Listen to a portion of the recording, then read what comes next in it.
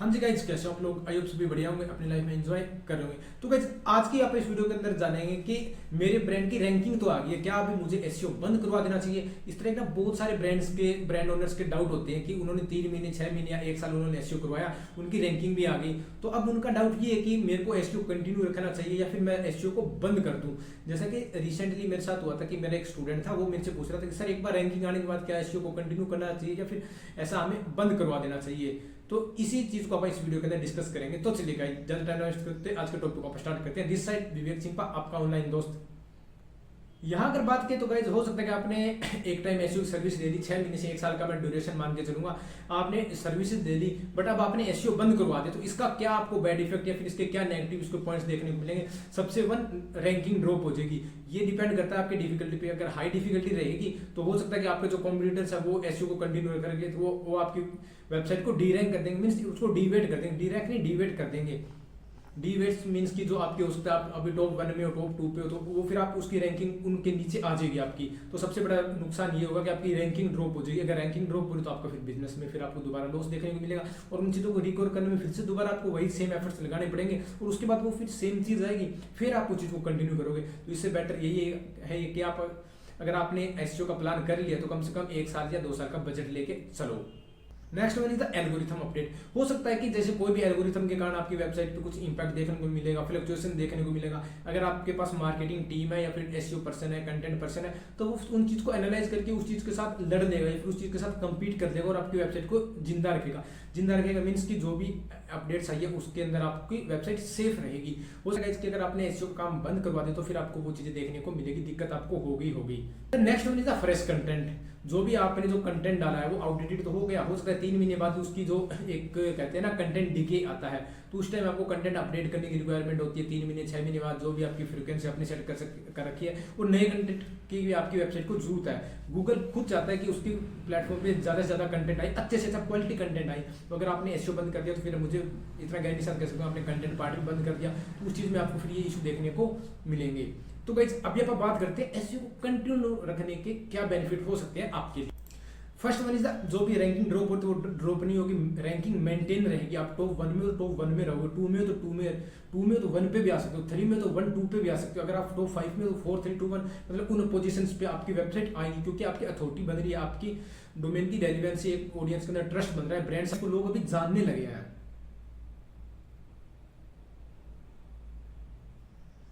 Second one is the growth opportunity.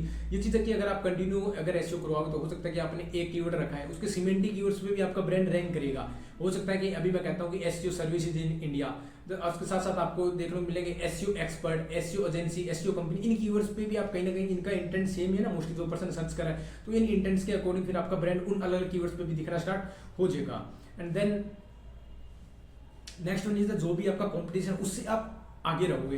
एक चीज है अगर आप हाई कंपटीशन के अंदर काम कर रहे हो या फिर आपकी ब्रांड ही ऐसा है कि आप हाई कंपटीशन में जा रहे हो तो उस टाइम फिर आपकी वो रैंकिंग मेंटेन रहेगी और जो भी आपका कंपटीशन होगा उस कंपटीशन से आप ऑटोमेटिक आगे रहोगे। तो आपके लिए फिर वही ना कि ये वर्थ है कि नहीं, ये चीज आप खुद बताओ गाइस।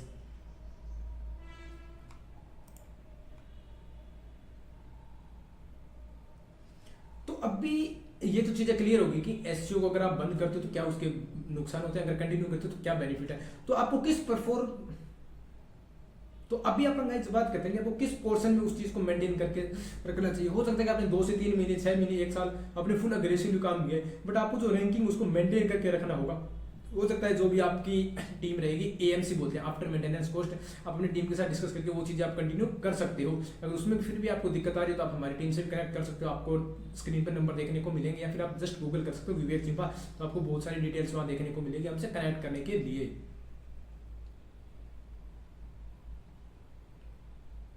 और नेक्स्ट वन इज द आपके बैकलिंक्स कंटिन्यू रहेंगे। बैकलिंक्स आपकी वेबसाइट की अथॉरिटी को बढ़ाते हैं, ट्रैफिक्स को भी इंप्रूव करते हैं अगर अच्छे सोर्सेज से मिलेंगे तो।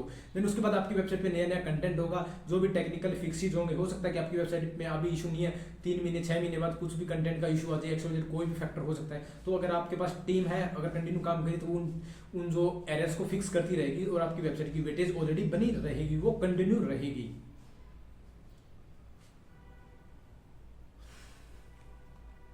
देन फिर अभी मैं ये चीज गाइस की इसके साथ साथ आपने जो स्टार्टिंग में हो सकता है आपने जो कॉस्ट थी उससे आपके कॉस्ट कटिंग हो सकती है। जो स्टार्टिंग में आपने जो भी कॉस्ट दी थी उस कॉस्ट से आपको कम कॉस्ट में एएमसी आपको देखने को मिलेगी।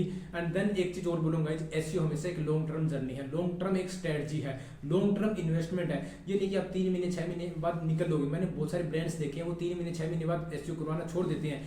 जैसा अभी रिसेंट मेरे साथ हुआ था, एक अच्छा ब्रांड था हमारे पास क्लोथिंग का, तो उसमें क्या था कि हमने बहुत अच्छा काम किया। 4 महीने हुए थे, मैं 3 से 4 महीने एवरेज, तो उसमें हमने अच्छे काम किए। उसकी रैंकिंग कह सकता हूँ गाइस की जो टॉप 40 का कीवर्ड था वो उसका हमें टॉप 15 तक ले आई 3 से 4 महीने के अंदर, जॉब ड्यूरेशन रहा है हमारा। बट अभी जैसे मेरे पास 1 या 2 तारीख को फोन आता है उस टीम का कि नहीं सर ये इसका अबॉर्ड कर दो, तो हमारा बजट का इशू हो रहा है। तो ये देखो गाइज, हमने बहुत अच्छे तरीके से उस ब्रांड पे काम किया, बट अभी आप इसमें कुछ नहीं कर सकते, तो ये इशू आपको देखने को मिलेगा। तो आप इस चीज के इशू, फिर हमने उस क्लाइंट को समझाया भी, तो वो कहते हैं कि हमें थोड़ा टाइम दो। तो गाइज आपको ये हमेशा ध्यान रखना कि एसईओ एक लॉन्ग टर्म है। अगर आप कोई बिजनेस ओनर है तो आप एक चीज हमेशा ध्यान रखो मेरे भाई कि जो भी आपका ब्रांड है XYZ है, उसको अगर आप एसईओ करवा रहे हो तो आपको इन्वेस्टमेंट आपको करनी पड़ेगी, लॉन्ग टर्म इन्वेस्टमेंट है। और एक बार रैंकिंग आने के बाद उसको मेंटेनेंस भी आपको रखना होगा। तो आज की वीडियो में इतना guys. Okay, thank you friends, have a nice day. मिलते हैं भी नई वीडियो में नए टॉपिक के साथ।